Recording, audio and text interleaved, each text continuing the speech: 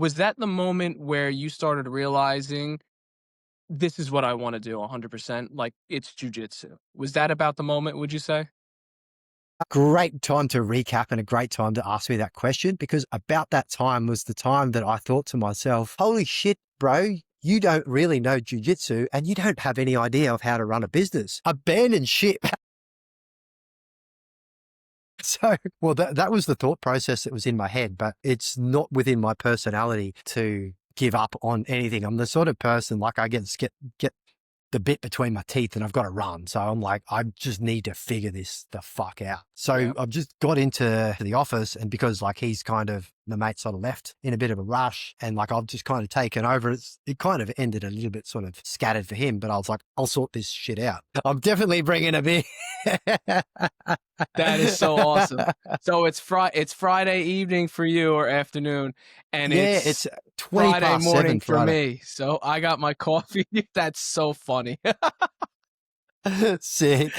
I love it. This is So cool. man, tell me you keep so we've talked before off Mm. camera. Well, technically on camera, but off recording.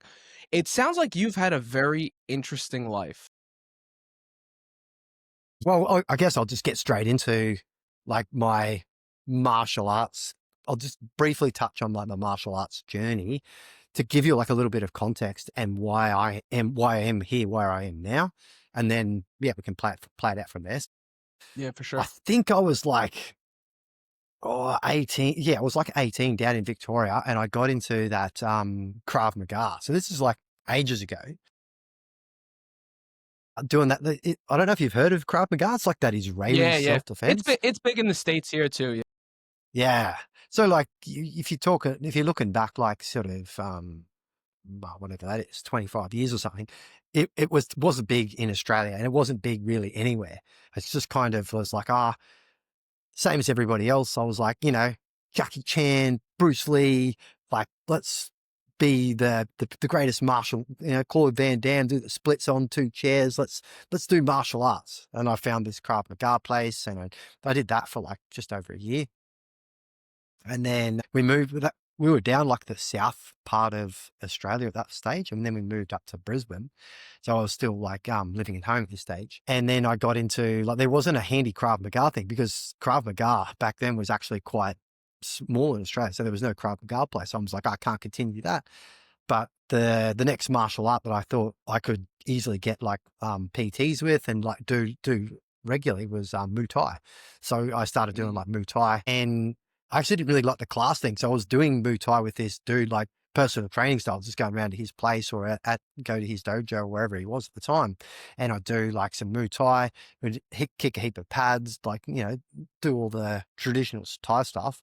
He traveled the world a fair bit, and he'd done like quite a bit of like the Filipino martial arts, like Kali and Sanat. So he was like a real martial artist. He really liked the Thai style and the clinching and, the stick fighting and the weapons. He just, he lived the martial artist lifestyle. So he was a cool kind of influence. And about this stage, I was 9, getting into like partying and that sort of stuff, getting off the martial artist lifestyle kind of thing into, partying, and that kind of lifestyle. And as probably a bit of a wake up call, my dad got like terminal esophagus cancer, and I forget, it was like a while ago now, but he was given like, I think 2 or 3 months to live. And I was like, wow, yeah, okay, I need to pull the handbrake up on this. Let's just throw everything into getting dad back healthy and that sort of thing, as a 19-year-old's can do. Mhm.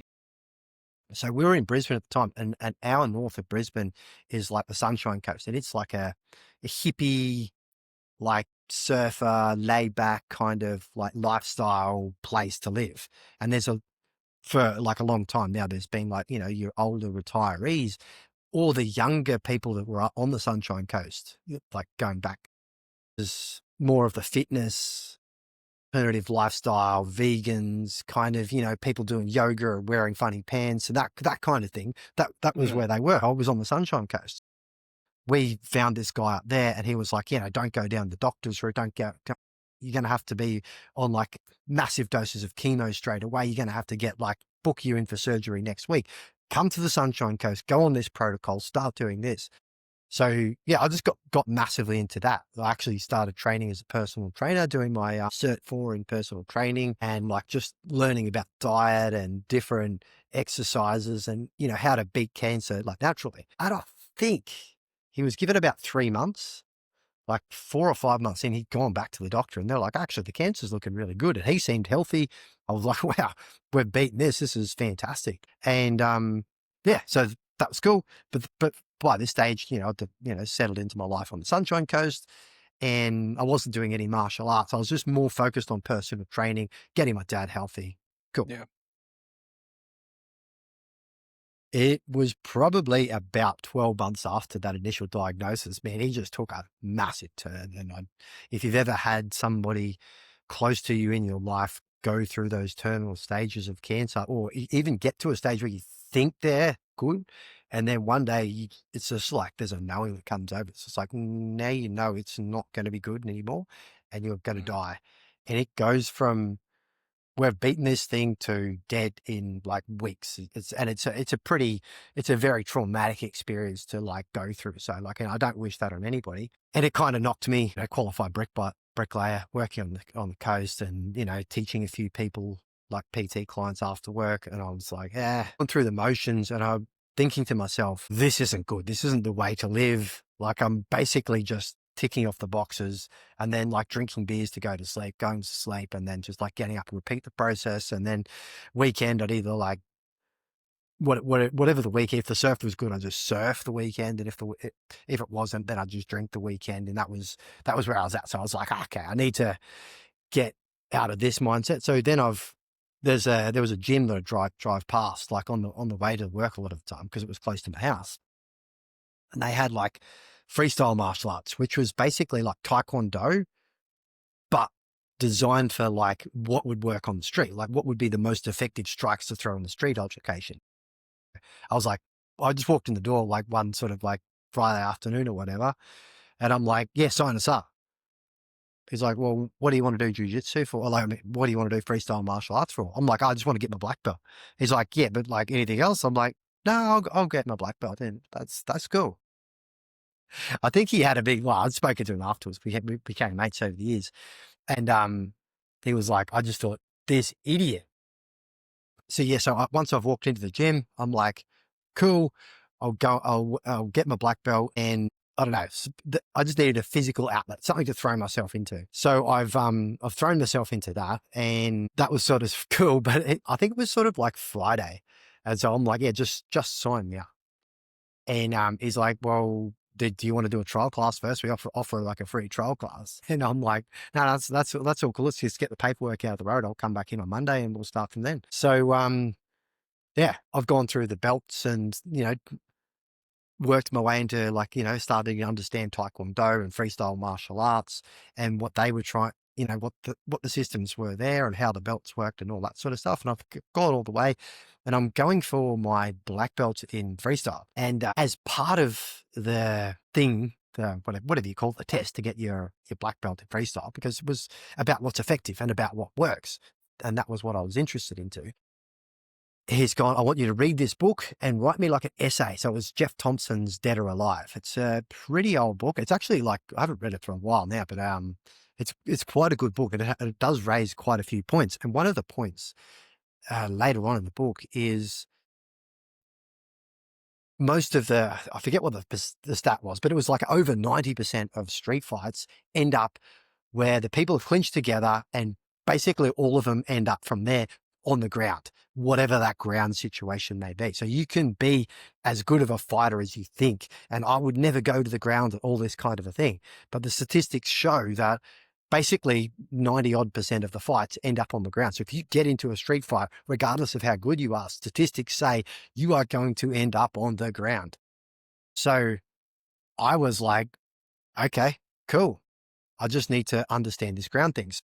There was a few other guys at the similar sort of level to me in the club, and we're like training and doing that thing. And I'm like, okay, after the fight, after our training, we need to like do some grappling and see how stuff goes in the ground. So we do that.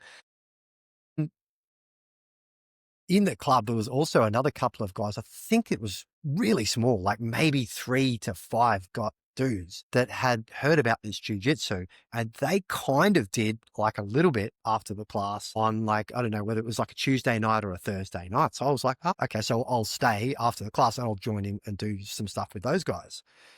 So then there was a few other of the people that were around my level, looking at black belt, and they were reading the Jeff Thompson book as well. So they were like, oh, like, okay, let's learn about this. And we would hit up our coach and would say, hey, we want to learn about this ground stuff. Can you teach us some ground stuff? And he was like, well, I just don't feel like I'm really qualified to teach it properly. But my coach is down on the Gold Coast, which is from the Sunshine Coast, about 2.5 hours drive. So how about each week or each second week, we carpool together, we fill the car up, put 5 dudes in, and we go down and we do a lesson, then we come back, and then we've got something to actually practice as we go through. So that's cool. So basically every week or second week, we would basically drive 2.5, 3 hours down to the Gold Coast, get a lesson, go through all that, and come back up. And then for the week or whatever it was, we would like practice these moves ourselves in the club. That was pretty cool. That it actually didn't go on for too long, maybe about 6 or so months. And then one day, this big English guy's like walked into the club, and he's like, I've just moved over from the UK to the Sunshine Coast with my family, and I'm just wanting to do some jiu-jitsu. I had like quite a few MMA fights and done like a lot of jiu-jitsu. I'm just looking for a place to train jiu-jitsu. We were like, jiu-jitsu? What? So you're experienced in jiu-jitsu? Really? And you've hit, like, how long have you trained? I think at that stage you trained for about like 14 years or something, 12 years, like a long time. And so we're like, oh, if you've trained all that time, what belt are you? And he's like, oh, I've been a black belt for ages. And we're like, oh, it's God, because literally everybody that we knew was basically like blue belts or white belts. And, you look at a stripe, you'd be like, wow, that dude's got a stripe. It's amazing. This is so cool. So yeah, that dude was Neil Owen from the UK. And he came into the club, kind of did a little bit with this, and he's like, right, if you guys are going to learn jiu-jitsu, you need to be training like pretty much every day, and you need to put it into a structure, and this is sort of a system. Basically, the more jiu-jitsu went, the more people that were doing freestyle got interested in jiu-jitsu, and then it turned into a jiu-jitsu club and not a freestyle martial arts. Well, there was freestyle martial arts for the kids, that kind of thing, but it basically was all about jiu-jitsu. So then we just threw ourselves completely into that. I think we're looking about 2005-ish then, 2006. Can't really remember. Yeah, that was sick. Had the first few competitions. And because before bricklaying, I'd sort of grown up like a bit like out of the bush. I was that real sort of, station life, farmhand life kind of thing growing up, where you live out in the bush and dad works for the farm and you do like homeschool, school of the air, that kind of thing. That was kind of like my upbringings. At this stage, I was kind of like, it was my first real sport. Like I'd done like a little bit of surfing, a little bit of bodyboarding, rode a few, like a couple of dirt bikes around the farm, that sort of stuff. But I hadn't really had any formal sport, like because I didn't go to school regularly in a set place. I wasn't like, picked for any team or anything like that. So I was like, oh, there's jiu-jitsu and I'm loving that. And there's these competitions that are, multiple competitions, like an hour this way or 2 hours that way. Let's give it a shot. And because I'd never competed in it before, the first one, I think the second one, I've sort of was like under the IBJJF rules. In Australia, it's AFBJJ. I think I won. I think I got like a submission on one guy, and then the next one, I basically pulled guard and outworked the opponent for whatever that means. So I've kind of got my hand raised at the end of that. And I think that gave me either gold or silver medal, whatever it was, but you know how that is. And I was just like, wow, I've never been able to play a sport. This is it. Jiu-jitsu is my life. And I just thought to myself right then and there, I'm like, right, I'm going to go all the way to black belt and I'm going to learn how to coach people, because this is amazing. This feeling is the best feeling that you can do in the world. And at that time, I completely made a commitment to myself as like a white belt. He's just competed in his first comp. I'm like, I will get my black belt and I will teach people how to do this. So I'll do the least I'm going to do this sport for is 10 years. That was my commitment to myself at that point. And to be honest, that is one of the things, like a lot of people, like a lot of when I've had students come and talk to me and that sort of stuff, they're like, oh, what about this and what about that? I'm like, if it feels right to you, keep training, but keep in mind what your goals are, whether it's competition or whether it's weight loss or whether it's just socializing or a bit of confidence for whatever reason that you're after it. That's cool. Keep training. But I want you to think about jiu-jitsu as a 10-year journey. You might quit tomorrow, but while you're doing this class, it is a 10-year journey.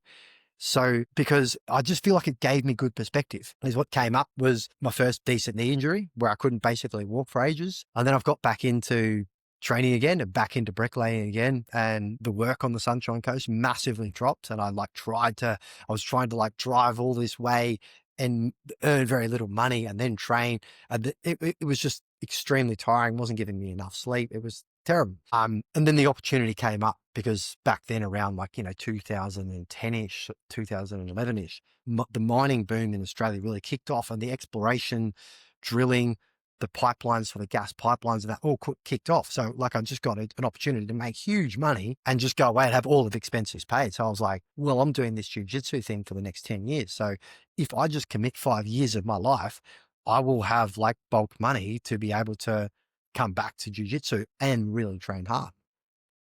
And so it's kind of at this stage, the club where I was training was getting too small for you can imagine a freestyle martial arts club. You're probably talking about 70, 80 square meters. And at this stage, you're getting a lot of people, which is fine for a stand-up club, but then, it really starts to blow out when it's just all full of more and more jiu-jitsu people. So there was two things kicking off at the same time. The jiu-jitsu front, we needed to expand the clubs.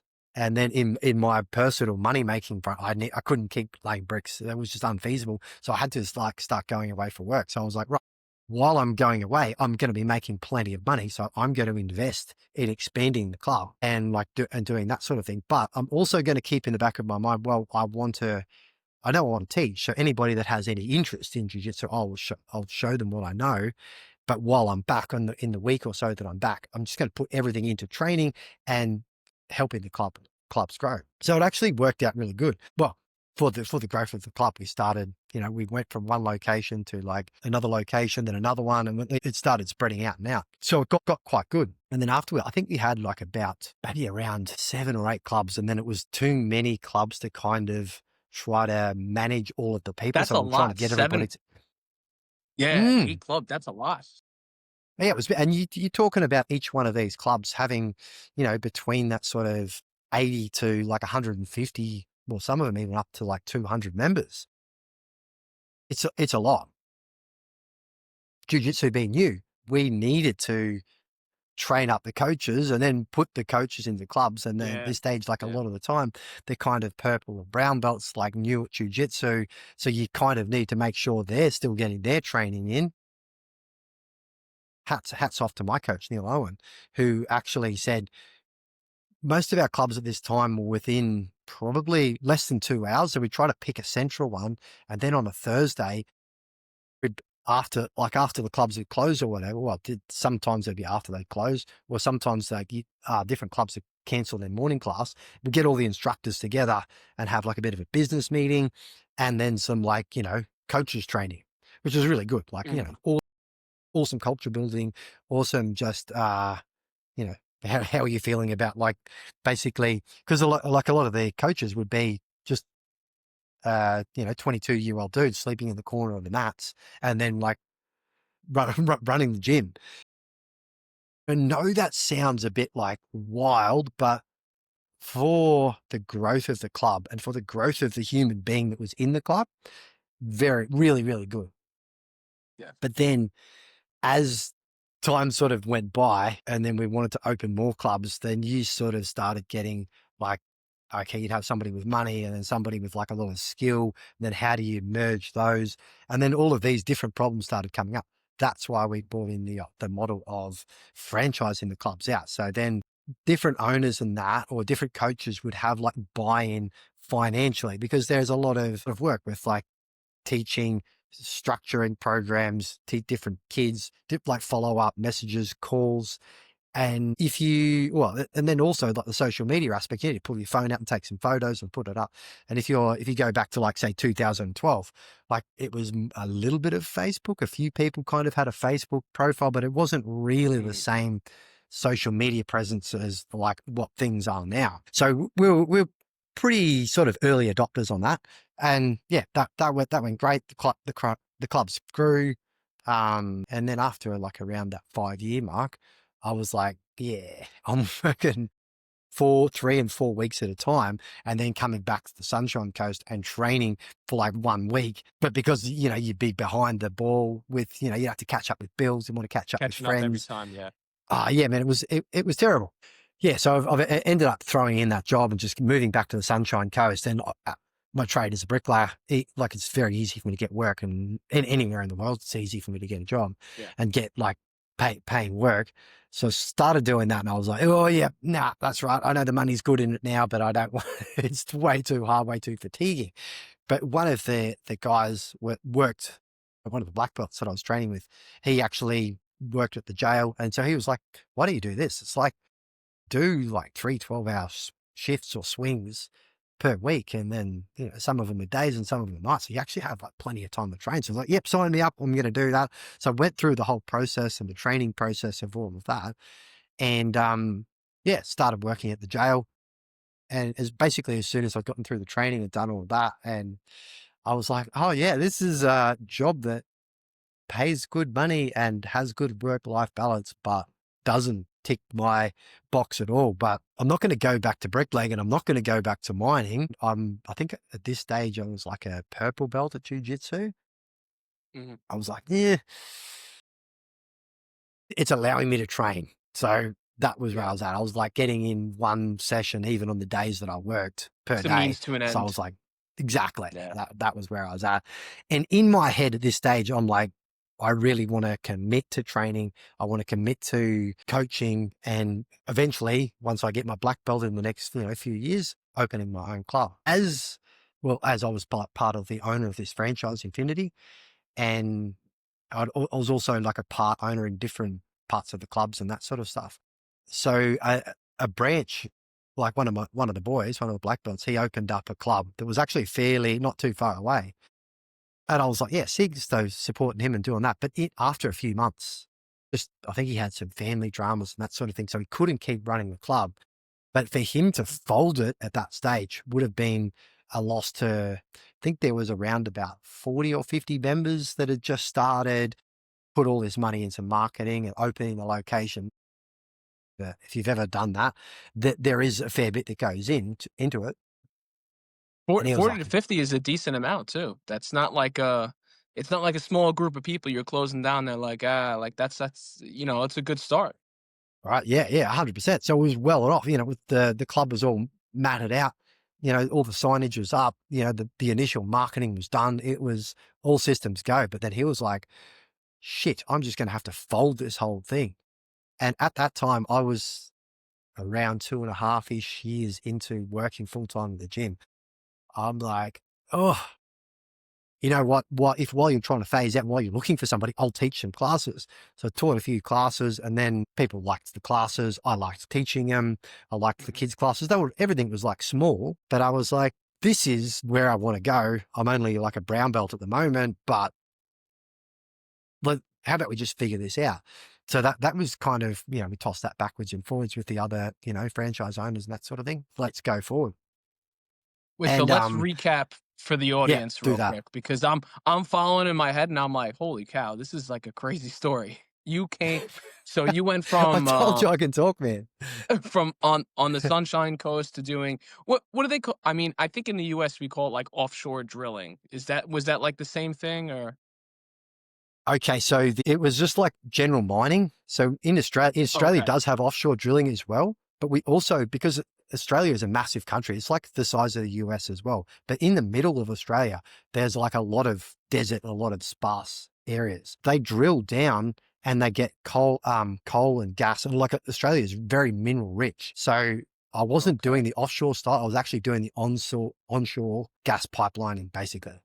Mm. So even better. 3 weeks out of the month, you're traveling all the way to the middle of Australia, Yeah. digging into the ground for doing God. I mean, I'm sure. I mean, I say digging into the ground. I'm sure it was dangerous and it was grueling work, and it was. I'm sure it was an experience in and of itself. Coming back, training, and then going from that job to, and you kind of like glossed over this a little bit, like working in the jail. Listen, I'll tell you right now, like, I'm a police officer in my full-time job. I have friends that are correction officers here in the States. That is not an easy job, okay? Like, that is like Yeah. you kinda glossed over it. You're like, "Oh, I'll just check the box. It'll allow me to train." Like, no, that's a pretty crazy job Yeah. too, man. Like, Yeah. Try and work a night shift with two code blues in it. And then, yeah, I mean, that's crazy in and of itself. yeah. And then bouncing in all these directions until finally, like, you're here at the gym. You said you were a brown belt. You're starting to teach. You're enjoying it. Was that the moment where you started realizing this is what I want to do 100%? Like it's jujitsu. Was that about the moment, would you say? A great time to recap and a great time to ask me that question because about that time was the time that I thought to myself, holy shit, bro, you don't really know jujitsu and you don't have any idea of how to run a business. Abandon ship. So, well, that was the thought process that was in my head, but it's not within my personality to give up on anything. I'm the sort of person like I get the bit between my teeth and I've got to run. So I'm like, I just need to figure this the fuck out. So Yeah. I've just got into the office and because like he's kind of the mate sort of left in a bit of a rush and like I've just kind of taken over. It kind of ended a little bit sort of scattered for him, but I was like, I'll sort this shit out. I'm like, well, rent is this much, utilities and the rest of it is this much. And you've got like 50-ish members. I think it was less than 50 members and they were on their initial startup plans, that kind of deal. So it was a bit like, right, we don't have enough money coming in to even pay the bills if they were already paid up, but the bills aren't even paid up. I need another 80 or so members on top of those 50 members and I need them fast. So that was where I started like, what's the software? So I started just like going on the computer and like, I've got these access codes and I'm like, so it was Infusionsoft at the time. And I'm And like what year looking is at all, this now? Was this like 2012, 2013? You're saying? no, no, no. So this was like quite a few years after. So like I've done the mining and that sort of thing. So this is like 2018. This is Okay. like a lot All more right. recent. Yeah. So Gotcha. Um, so yeah, so I'm like going through that. I'm like, oh, fuck, I can hardly understand that. And then I'm like, what's all these stack of papers on the side here? So I'm like, oh, okay. So these are people. So I've got like names and sort of reasons of why people have come in. So I think this person's come and done a trial.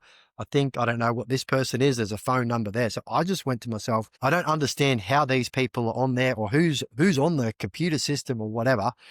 What I'm going to do is I'm going to dedicate at least at least an hour, but mostly 2 hours. And I'm going to contact a minimum of like, after a while, I turned it down to 5, but I think when I Mhm. initially started, it was like 10 of these people every single day. That is my most important job. I like I'll do whatever it takes to do the teaching and that sort of thing. But the most important job is even if this place is going to close down, I need to know who these people are, where they fit in, what they're trying to achieve, and can I help them? So Right. that's literally what I started doing. No business like experience or whatever. I'm just like, all right, let's just call it. And heaps of them would, some of them would have their like, they had their credit card details written down on paper. I'm like, well, why is it Oh in the shit. system? Yeah. How come they're not coming in? So I was literally like, well, bro, I've got your credit card details on file here. Are you am I supposed to be putting this on the system? Are you coming in to train or whatever? And some of these people would actually get up and be like, yo, you're a piece of shit. Like, I'm like, oh, okay, cool. But I'd made that commitment to myself. So I'm like, right, I just have to go through and call this thing. And then like, obviously it's time differences and people would be at work and that sort of stuff. So then I'd Yeah. like hang up on somebody and then I'd call them back the next day and then I'd send them a message and then I'd get like this abusive message back. Fuck off, you piece of shit. What are you doing calling me? And I'm like, okay, I suppose I'll just burn these credit card details and Yeah. Yeah. you know. So that was where I was at. And I f- I just started doing all that, and then another jujitsu club opened across the street. Like I'm not talking just down the street. I'm talking as wide as a 2-lane street is. So 20 meters over there. another gym opened up. I'm like, wow, Oh, this man. is, yeah, so I'm trying to get people in, and now these people are open like there. Wow, this is hectic. So cool. But I'm like, well, I can only do what I can do. So I made friends with the real estate agent. I'm like, can you cut me some slack here? And everything was just like a juggling act. But as the time went on, just calling those people literally filled the mass. There'd be weeks where I was religious on my calls. Every single day I'd like call 10 new people. And then the next week I would have like all of these trial classes, and like all of the people would seem to show up. And I was like, there's a correlation between this. You just Yeah. need to do that. So then eventually I got through that list, and then I've like more people have started to come in over that time. So that's just kind of cemented to me. What we need to do is Do you find feel out like what people want. people need that push? Because a lot of people, I see people do this all the time. They'll come into the gym for a trial class. They'll get the information about the membership, and then they'll leave and they'll never come back. And it's not because they're scared. Or, well, maybe it's because they're scared, but it's not because they didn't enjoy it. They do enjoy it. But do you think people need that extra push to come back and like start the habit? I feel like people need the extra push to get come in the first time. Because think about the first time that you Mm. did a class. How you were going to come in quite a few times before you actually did come in. And then once you did come in, you're like, is this really where I should be? And then you do that first class and you feel completely out of bounds. So I feel like you do need a first few pushes to come in for the first time. And then after you've had that first class, you need like another follow up from somebody that's like, well, in my situation, it was just me. I could call people up and say, hey, how did you go with the class? How was it? And I for me, I never thought of it. Well, I did feel it, like, especially when I'd call people back like a third time, and then they'd answer the phone. They'd be like, well, man, why are you even calling me? And I'm like, well, I got you clicked on the ad. So I, Mm. as part of that ad, it was send your number. So I'm just calling the number because you clicked OK on the ad. Or in the situation where I had the stack of papers and I'm like, man, I've just got your details here. I'm only calling you because of this. And then once they'd say, okay, I've got my son, Billy, his friends are at school and they'd have heard about this jiu-jitsu. So once I could actually get a conversation going and I could ask people, so what is it you think that I can help you with? And then once they'd explained to me that, and then I'd say, well, yeah, why that is. So then when they came in, I'd be like, oh, hey, Steve, hey, oh, you brought Billy in. Oh, he's here for his class. Cool. And then they'd come in and they'd do the class and they'd go away. And then I'd ring them up and I'd say, hey, how was the class? Do you feel like this is something that you could work, will it give Billy the confidence that he needs or whatever? Then I would sort of align myself and the classes that I was teaching with the original reason that they were interested in coming in the first place. Mm. And I would just see that hey, is there something that we can work towards together? Then it just, yeah, that it was kind of like almost a bit of an accident, but not a It's completely such an unintentional important, accident, but it was like, yeah, it's such an important thing though, because when I first walked into my first gym, the guy who met me, wonderful guy, my first coach, he was a retired NYPD homicide detective. I was a fresh new recruit in the police academy. My buddy at the police academy, he's like, you got to go train. He's like, just find a jujitsu gym. He recommended me this one. I walk in there. It took me probably 2 weeks to actually walk in because I would drive past it and I would look at it and I would drive past a couple times like while the classes were going on. I would look up the schedule and I'd say, oh, yeah, there's gonna be a class at 10 a.m. Like, let me make sure I drive by at 10:45 so I could peer in there and see what it looks like before I ever walked. I should have just walked into the damn place. I did that for like mm, 2 weeks, but then I walk in. He did the exact same thing. He said, listen, you're in the police academy. I'm retired from the job. You got to come in here because when you get out on the street and when you're out there, he's like, you got to stay alive. He's like, that's the number one thing. He's like, you got to learn how to defend yourself. He's like, if you've never done any type of martial arts, you're going to need it. And I did that first trial class and I got freaking smashed. And they were nice to me, but they definitely still smashed me, yeah, but yeah, yeah, he yeah, did, yeah. he did something very interesting that you kind of just touched on is when I finished that class, he came to me and he's like, "Listen," he's like, "You have to come back." And I didn't understand what he was doing at the time, But now that I have, a few years of training under my belt, now I get it. He understood that I felt horrible about myself, like that I just got smashed for an hour and a half and was like, holy cow, like I'm going to have to do this for months, for years before I even get like decently okay. And he Mhm. recognized that and he was like, you have to come back. If you want to be able to, be safe out there, like stay alive, defend yourself, or help somebody else. He's like, you have to come back. He's like, you have to keep training. And he said something to me that I'll never forget. And this was the first day for the first trial class. He goes, no matter what happens, you're going to remember this. He goes, 10 years down the road, he's like 15 years down the road, 2 months down the road. He's like, never stop training. He's like, never stop training. And I've been training ever since. But if I didn't have that initial push from my friend to go in there and trial class, and then if I didn't have the reminder to be like, hey, here's your goal, here's why you have to train, make sure you come back, I probably wouldn't be doing it to this day. I wouldn't be training Yeah. if it wasn't for those two people. So I Yeah. think that's a very important thing that you hit on because a lot of gyms will have like sort of a shitty sales process where they just come in, trial class, here's the agreement, here's our schedule, good luck, but Yeah. you're reminding people, you're calling people, you're following up, and it gives it that like personal touch.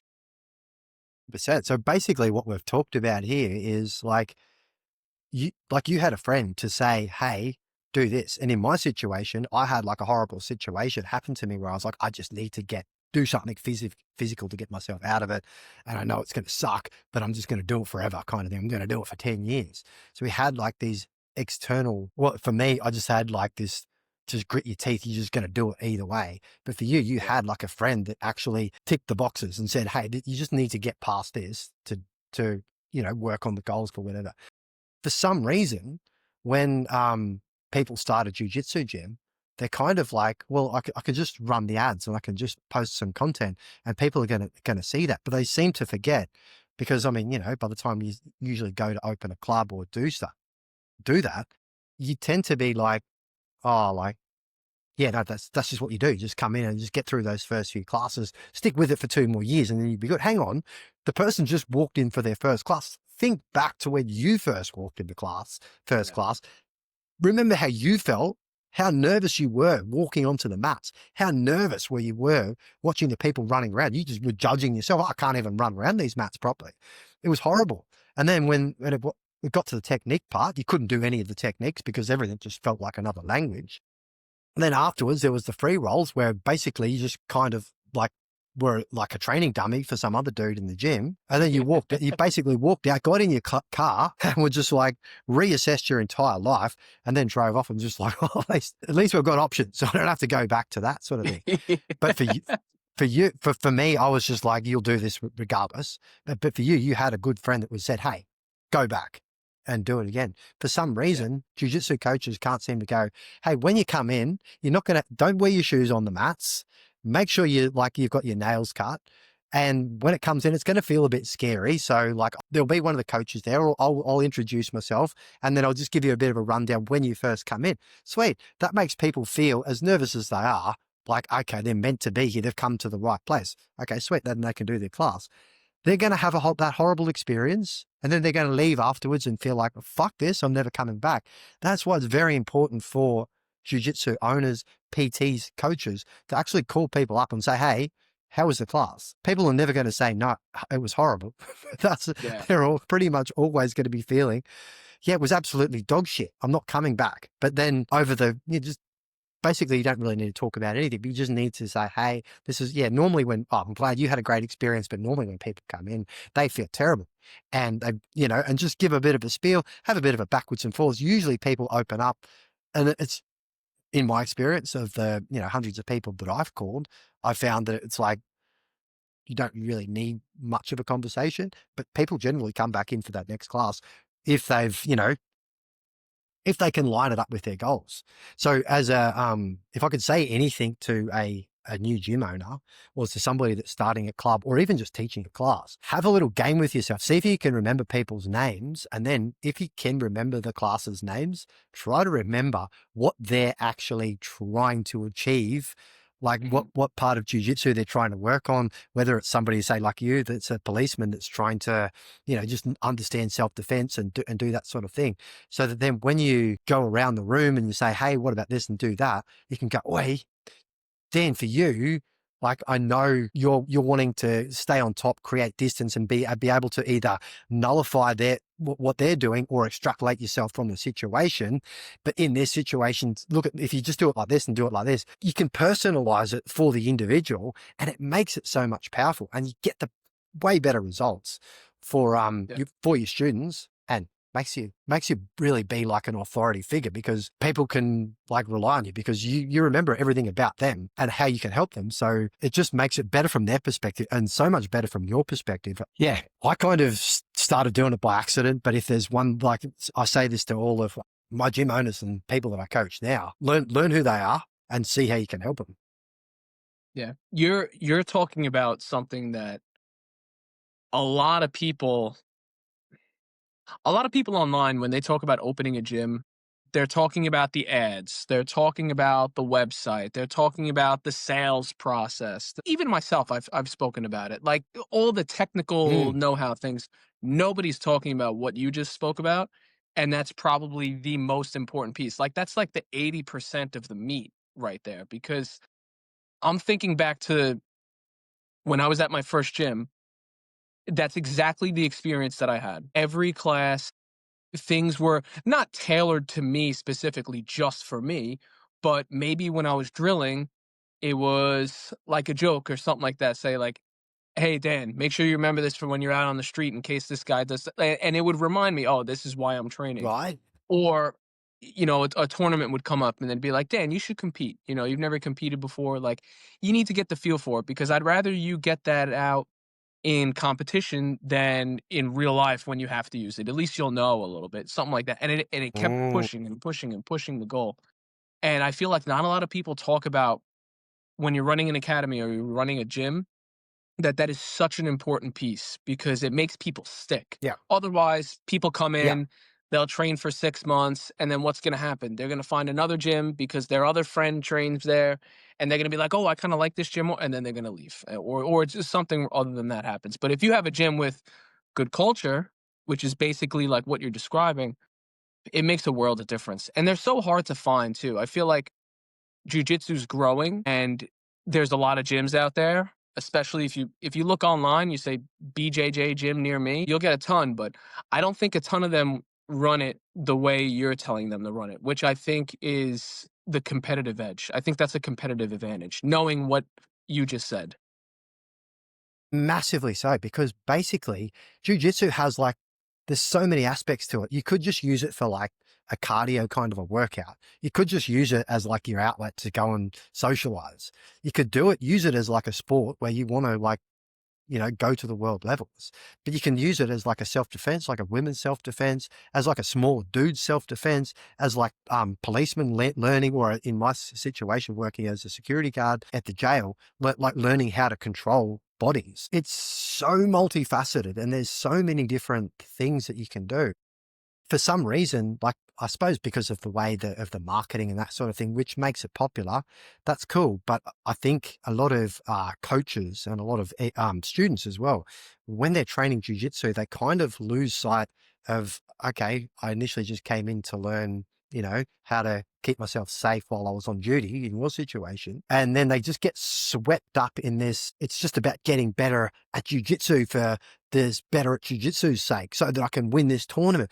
And then like the whole class, I've seen it in like hundreds of gyms now where everybody in the class is just trying to get better at jujitsu for jujitsu's sake. I was just trying to do the berimbolos and the leg locks and all this sort of stuff. But hang on, is that lining up with you and the goals of what you actually want to do? Like, I get it. When you start, maybe you wanted to lose 5 kilos, and after 6 weeks of jiu-jitsu, you lost that 5 kilos because it's easy. But now you need to like give yourself more goals or more Yeah. reasons of why you're training. Right? Like, so for you, not like you feel like confident that you could deal with any situation on the street. So it's important to give yourself like other guys, maybe you just want to maintain it and then hang out with your friends. And that's fine. Like you don't have to Yep. you don't have to master every like crazy back take and inside heel hook entry that there is. And you have to train gi and no gi. And like, hang on, you only need to do the jiu-jitsu that works for you. And maybe that's just 2 sessions a week. Maybe that's mostly hanging out with your buddies. Maybe that's just mostly having a few hard rolls where you just like throwing a few like slappy strikes in there to do that kind of thing. That's really all you need to do. If that's all you've got time to do, martial arts is bettering you as a human being. And if going to jiu-jitsu 6 times a week is going to take away from your family life, then that's not what martial arts is all about. So Yep. go the 2 times a week, hang out with your buddies, keep your skills refined, do that. That's what you need. None of this other stuff. So I promised myself I wouldn't actually talk about this, but I'm just going to throw it in there quickly. I know I said that culture and understanding how to see people and then fit them in with their goals, and then see if jiu-jitsu will actually fit their goals and how you can tailor it to suit you and your goals. That seems like, okay, that's just like a part of the marketing strategy. But in my mind, that is part of the strategy that I use to go to training just a couple of hours ago, because I still think to myself, what is it that I want to get out of jiu-jitsu? Why do I like, and for me, it's like camaraderie. It's like going and like I'm traveling the world. I don't have like friends just that I can just go and hang out with. And, I don't have my regular people that I can go and train with, but I can go and train jiu-jitsu and I can like do the warm up with people and I can, drill a few moves and I can ask some other people about what they think about their technique and I can share a bit of my story with them. So for me, it's that personal outlet. And then it's also the fitness element of it. And then there's also like, for me, there's just I love jiu-jitsu. So like, you know what I mean? Yeah. So Yeah. there's like, That, me I too. get Yeah. to tick all of these different boxes, Yeah. right? I'm the same way. Yeah. I get to go hang out with my buddies. I get to have my decompression time from work and the family and the kids. And I freaking love jujitsu, man. Like, and I 100%. train pretty much like I'll train in the gi like once a week or something like that. But for me, I'm more of a no gi type of person. I'm a no-gi Yep. person. I don't really go upside Yep. down. Not my thing. I get vertigo. So I don't So really who invert, cares? I don't do any of the spinny shit, but I'm just like I'm kind of morphing into like old man jujitsu where I'm just like kind of trying to Yeah. be like slow and methodical and smash passing and body locks, and I'm trying to use some of my dad's strength, but Yeah. 100% Sick. like that's what I do and that's what I focus on and that's why I enjoy it. Other people, they may enjoy it a completely different way. And, this That's guy right. may love Baron Bolo's fancy back takes, cartwheel passes and stuff. I look at that stuff and I admire it, but I'm like, you know what? Not my style. But that's why it's Yeah, that's important right. to realize every person is different. So not every person is the same. And that's okay. I went to a gym once not too long ago. I dropped in. It's a very popular gym here in my area. And every local tournament, they're there. And they're not always getting first place or second place. They're always getting on the podium though. Like every weight class, every Yeah. bracket, every belt level, they're typically having people on the podium. And I can see the culture of their gym. And I'm like, you know what?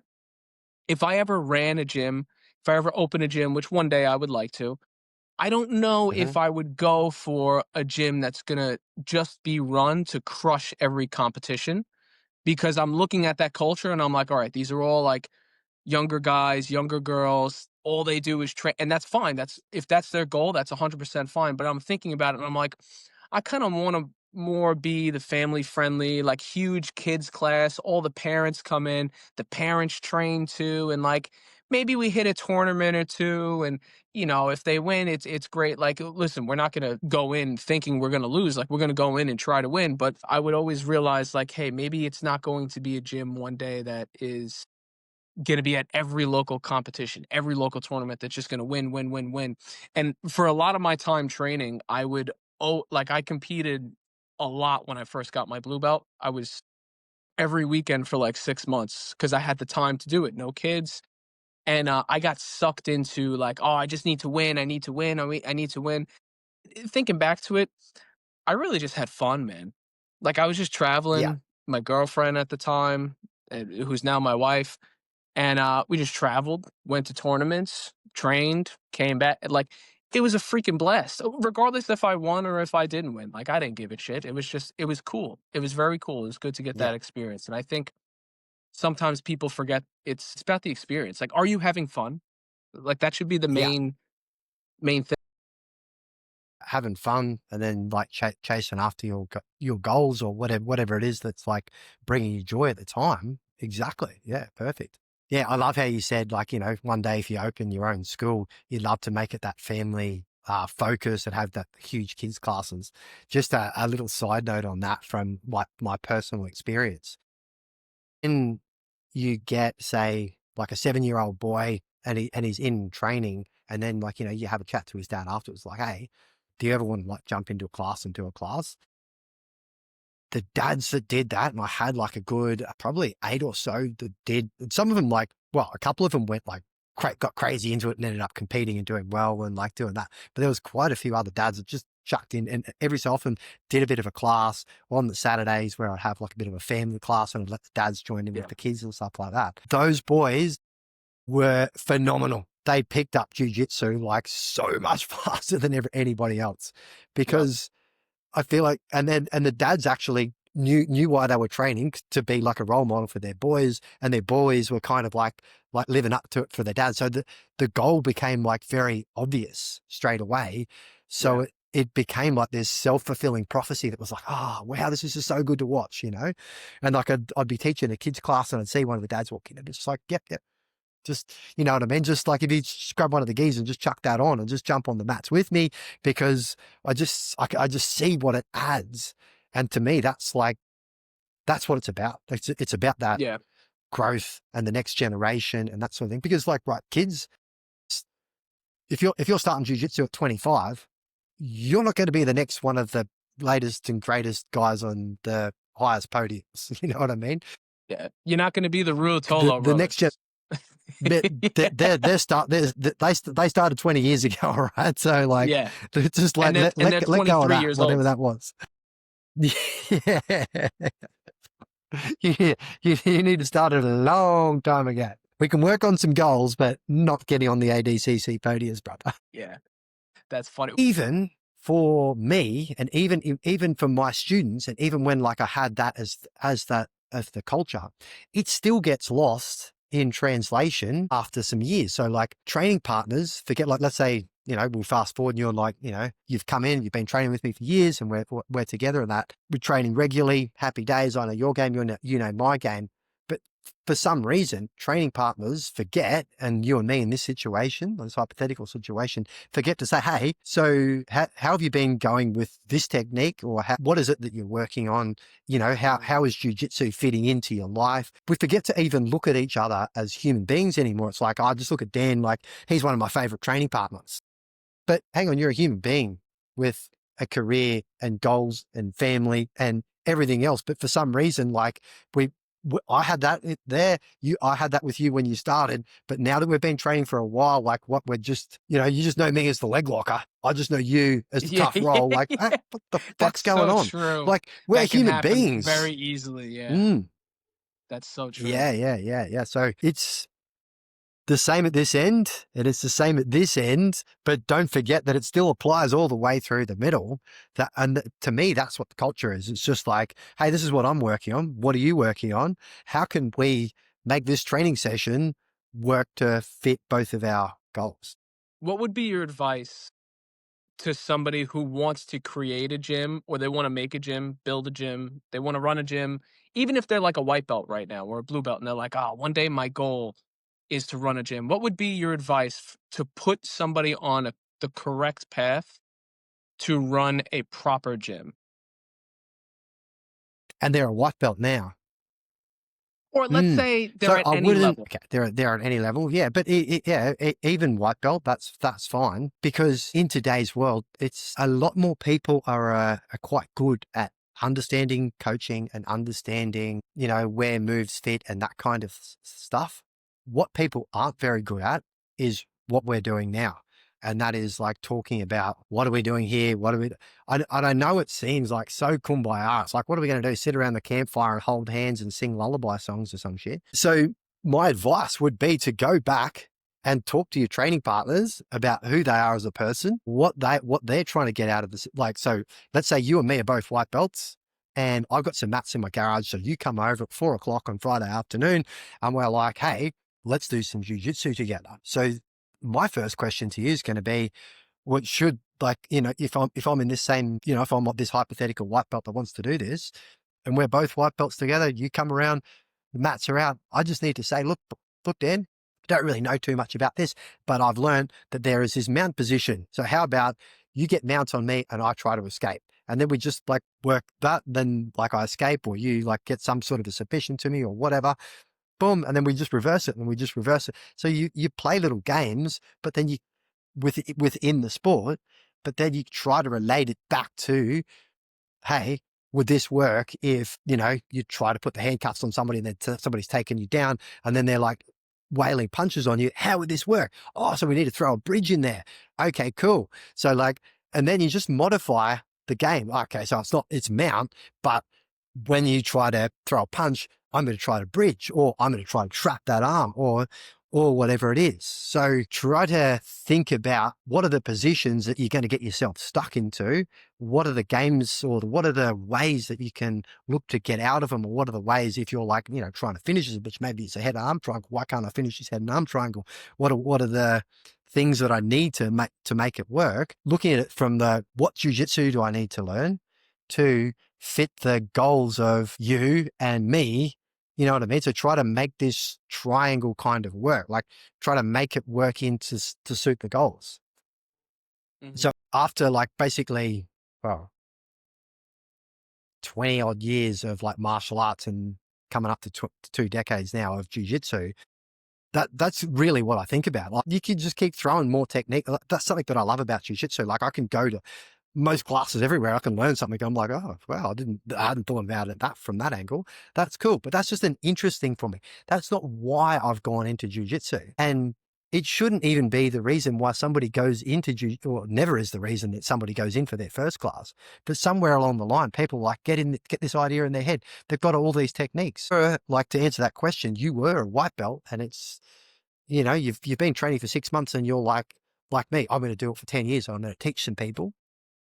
Well, talk to the people that you're training with, and then ask yourself, why is it that you want to teach people? Like, what is it that you think Mhm. that you'll get out of it? Why is that even important to you? Why are they coming in and training with you? Okay, now that you can answer the questions why that you want to do it and why they want to train with you. Okay, what are the technique that you need to do that? And just start building it out from there. And then just take a few notes. That's something I really, I'm a terrible note taker. So I've taken like 0 notes over time. And so I look at people now, and they're posting stuff online and doing this stuff. And I like, I've got that day one app on my phone. Like, I take notes, and I make a point of it now, but I'm like, if I could go back, and if I had like a window into my mind back then, I'd be like, that'd be so valuable. I've got like diaries and stuff with a bit of scribble. Like, I hardly read the writing, and damn it. Listen, it's But easy to yeah, say to take notes. It's hard to get in the habit of taking notes. Like, I've done it every now and then too. Like, after like I'll get like these sprints, like these weeks where like, all right, I need to just focus on this week, and every day after training, I take my notes down and I do the, and I'll have like a whole, couple of pages, or like the notes app in my phone, I'll have a whole bunch of stuff. I go back and read it, and I'm like, I don't know what the fuck I was doing back then anyway. It doesn't matter. Like, yeah.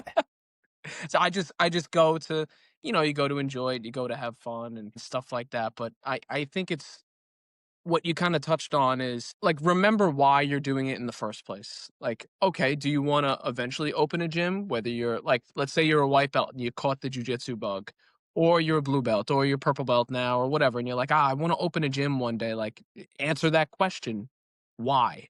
And if Mhm. you can answer the question why, then make a goal to get to that. And then just like, nobody needs to spend 75 grand, open up a gym, do all this marketing and this and that. Like, some people do that and they don't even have the why answered. Like, answer the why first, and let's figure out how we can do this for a long time and actually help people, and remember the people that are coming into your gym, and know their name, know why they're training, If they have kids, if they have family, know them. Like sometimes the easiest customer to get, the easiest new member is the members that already know people. Like sometimes it's their wife, sometimes it's their kids, sometimes it's their friend. Like sit down after a class, Mm. say, hey guys, listen, I'm doing the next month is going to be completely for free if you refer a friend. Like that's an easy way. Everybody talks about like Facebook ads and doing Google ads and stuff like that. Like screw that, man. If you have 20, 30, 40 people that are already training, just ask them, "Hey, who would you recommend jujitsu to?" Okay, recommend it to them. I'll tell you what, if they sign up, I'll give you next month for free. Are you kidding me? If my coach came to me right now and said, "Listen, I'll give you next month for free," just recruit somebody, bring somebody in that you think jujitsu would like legitimately help. Man, I'd be texting 30, 40, 50 people. I'll be like, listen, I'm getting a free month next month, but like you really should also train jujitsu. And like there's just Yeah. so many cool things that you could do that align with your why, where if people just did them in gyms, they would just run much more effectively. And everything you've spoken about, like the entire culmination of like your experience and just touching on like the culture and stuff like that. It's so important, especially if people are going to create a gym. And if people are running a gym right now, like that's the secret sauce right there, in my opinion, because I look at it from the Mm. perspective of somebody that trains at a gym. And I've dropped into a lot of gyms. I've trained at different gyms. So I've seen what Sick. gyms are successful, what gyms are not successful, and what the successful ones do versus what the non-successful ones don't do. And everything you just talked about, every successful gym that I've been in where I look at it and I'm like, wow, this is very good. Or like they make a lot of money. They are doing exactly what you're talking about. And I feel like nobody's actually ever put it in words before, but you're putting it in words. And it's just cool to hear it from somebody with experience to actually speak it and say this is what you need to do. And I know we didn't touch on it in the Yeah. beginning, but tell everybody what your Instagram is and like what you do. Like if they wanted your help, like how could they get your help with this? Yeah, so you can hit me up on Instagram. I'm Shane Moore, so Shane, and then Moore is just two O's, Moore, and then JJ, so just Shane Moore Jiu-Jitsu. And I help Jiu-Jitsu gym owners and coaches actually work on that culture and basically like my tips and tricks on how I like structure all of that sort of pipeline. The same kind of thing as what I said before. The same thing you say to them when they walk in the door is the same things you say to yourself, and then all the way through. That's So if you're listening to this right now and you're running a gym and you want to replicate the stuff that you were talking about, the link will be in the description. Like we're gonna link out to everything for you. But I think it's extremely important. And I'll give you an mm, anecdote. I dropped into Henzo's, the one in Manhattan, where John Danaher and like sick. the Death Squad and everything. I dropped in there in Yeah, yeah, yeah. 2019, and it was an afternoon class. It was a gi class. Uh, Danaher wasn't teaching. I hit the one that like just my schedule aligned, and I just went to that class, and I forgot who was teaching. Man, when I walked in, from the minute I walked in to the minute I walked out, the person at the front desk learned my name, remembered my name as I was leaving, said, "Hey, can't wait to see you come back again." I thought that was mind blowing to me, and I was like, they already knew my name coming in because I Really? signed up. I so I called because I didn't know if they were going to accept drop ins, and I said, "Hey, my name's Dan. Like, I'm on a break from work at this time. This time, I want to hit this class. I know the gym's very popular. Am I going to be able to make it?" And he's like, "Yeah." He's like, "Listen, we have a list. Like, get on the list." He's like, "I'll remember your name." He said, "Your name's Dan, right?" It's Dan. He's like, "All right, yeah, cool. Send me all your stuff." He's like, "Sign the form." He's like, "So that this way, when you come in, you could just train right away." And I came in exactly at that time, and he was like, "You're Dan?" And I was like, That's crazy." He knew. I mean, I'm How it assuming is. he guessed, Bo. but he remembered it.